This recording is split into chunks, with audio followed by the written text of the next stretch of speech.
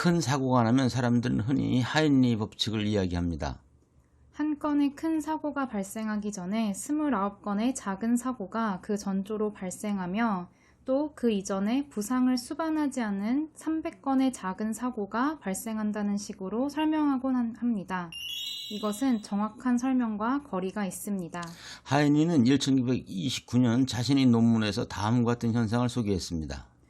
330건의 사고가 있으면 거기서 한 건의 중상과 29건의 경상이 나타난다. 말하자면 그는 사고와 부상을 별개의 현상으로 간주하고 기술한 것입니다. 하인리는 자신이 근무했던 보험회사에 접수된 5만 건의 사고 자료를 분석해 이 수치를 얻었습니다. 후에 이 수치와 비율에 대한 논증이 여러 있었습니다. 1969년 프랭크 버드 주니어가 21개 업종 297개 회사로부터 협조를 받아 175만 3,498건의 사고를 중대 사고, 심각한 사고, 일반적인 사고, 아차 사고로 나누어 1대, 10대, 30대, 600의 비율을 제시한 것이 한 예입니다. 하인리히는 사고로 인한 비용을 직접 비용과 간접 비용으로 나눠 1대 4라고 추산했습니다.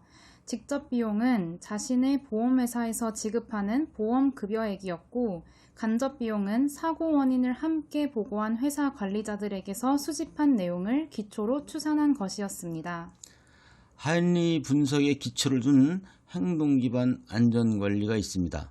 사고는 대부분 근로자의 불안전한 행동에 기인하는 것이므로 그들의 행동을 관찰해 결함을 찾아내는 방식이 효과적이라는 것입니다.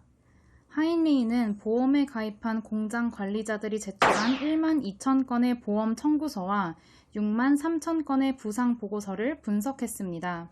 공장 관리자들은 그 가운데 25%를 불안전한 근로 환경 탓으로 73%를 불안전한 행동 탓이라고 보고했습니다. 하인리히는 공장 관리자들이 불안전한 환경 탓이었다고 분류한 25% 가운데 15%를 인간 실수 탓이라고 재분류했습니다. 하인리히는 이 15%와 당초 불안전한 행동 탓이라고 보고된 73%를 더했습니다. 그 결과 그는 산업재해의 88%는 근로자들의 잘못된 행동에 기인한 것이라고 결론을 내렸습니다. 이런 분석이 지금도 통용될 수 있을까요? 하인리 분석은 하나의 원인, 불안전한 행동이 대부분의 사고를 발생시킨다는 것입니다. 현실에서는 그런 경우란 좀채 없습니다. 심지어 작은 부상도 복수의 원인 요소가 개입되는 것이며 선진국에서 행동 기반 안전관리는 이제는 더 이상 인기를 끌지 못하는 안전관리 접근법이 되고 말았습니다. 과학적 관리법의 원조라고 알려진 테일러의 1911년에 발간된 과학적 관리의 원칙을 보면 당시 공장 또는 작업장에서의 일은 매우 단조로운 기계와 도구를 사용하는 것이었습니다. 당시 작업장 내의 귤은 산만하기 짝이 없었고 관리와 감독, 보상도 주먹구구식이었습니다. 하인리 분석은 바로 이런 산업사회를 배경으로 한 것이었습니다.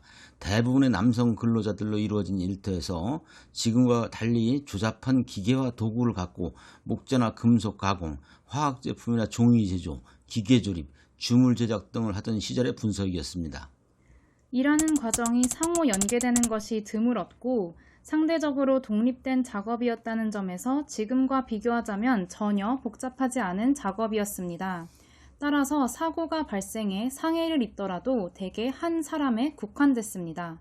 이런 현상은 석유화학, 물류, 항공 등과 같은 현대 산업사회와 비교하기 거의 불가능한 것입니다.